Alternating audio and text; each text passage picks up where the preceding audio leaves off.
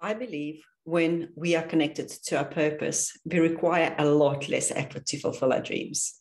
I mean, think about some difficult projects you worked on in the past, or maybe you ran a weekend event or helped your friend to move a house, or perhaps even ran a marathon like I used to many years ago. And you went on for hours, perhaps 7 days, but you were so lit up in a moment that no matter how tired you were, it actually felt pretty effortless. And that's because in that moment, you were in alignment with who you are and who you want to be. Each day, we pulled in many different directions. And we often end up doing things that we don't like doing only because we think we must. But the thing is, every time something that feels like a must and anything we justify and find the reason as to why we should or shouldn't do it, it's only our minds that are trying to make sense of things versus our true calling. And I spent years justifying why I should do certain things. I had a successful career in IT, making 6 figures, amazing holiday, kids in private schools. And on paper, I had it all. But everything felt so heavy. And I just remember wondering whether I'll spend the rest of my life feeling like I was only copying and pasting my reality. And the only difference would be is that each time it got a little bit harder. I mean, there are things in our lives we don't justify. We don't justify having kids, no matter how hard it gets. We don't say, oh, my daughter's got pretty hair, I think I should keep her. We don't justify some of the hobbies we have or the people we spend our time with because it feels effortless. It feels expansive. There is no heaviness, there's no shoots and no buts.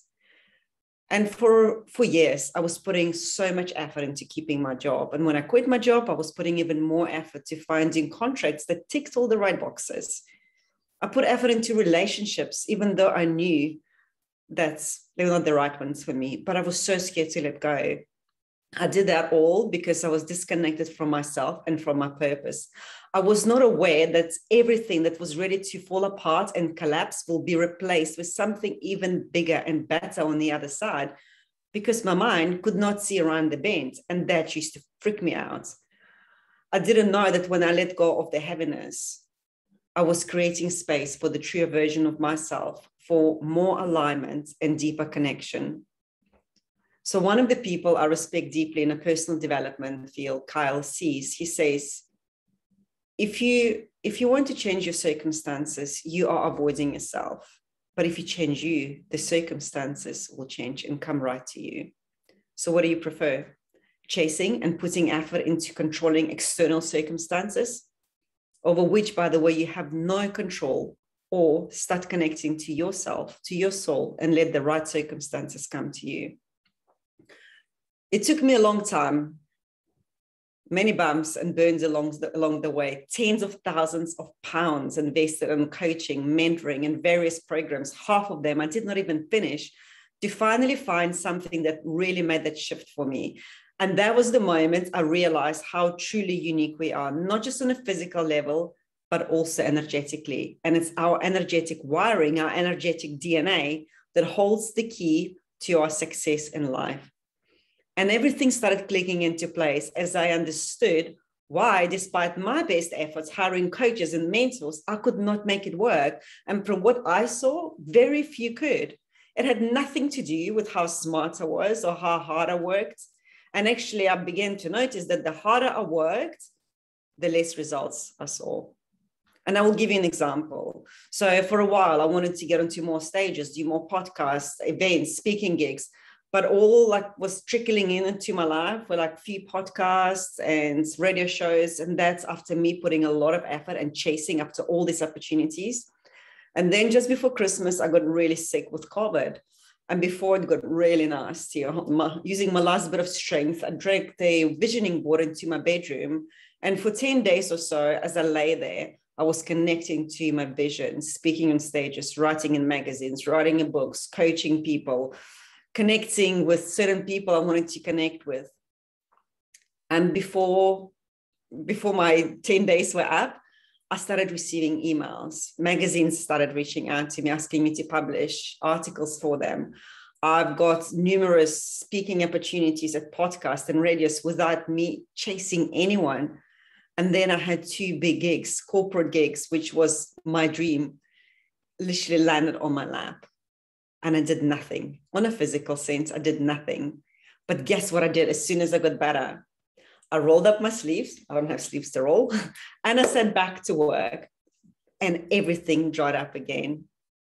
Except this time I had the structure and I had the tools to lean on to get me back into state of alignment.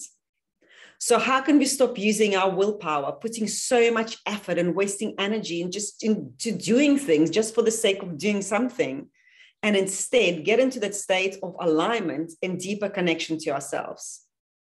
So firstly, when faced with a difficult situation or a challenge or a problem, instead of figuring out how, what you should do, what you must do, what you shouldn't do, who you should ask, pause, listen, slow down, go quiet.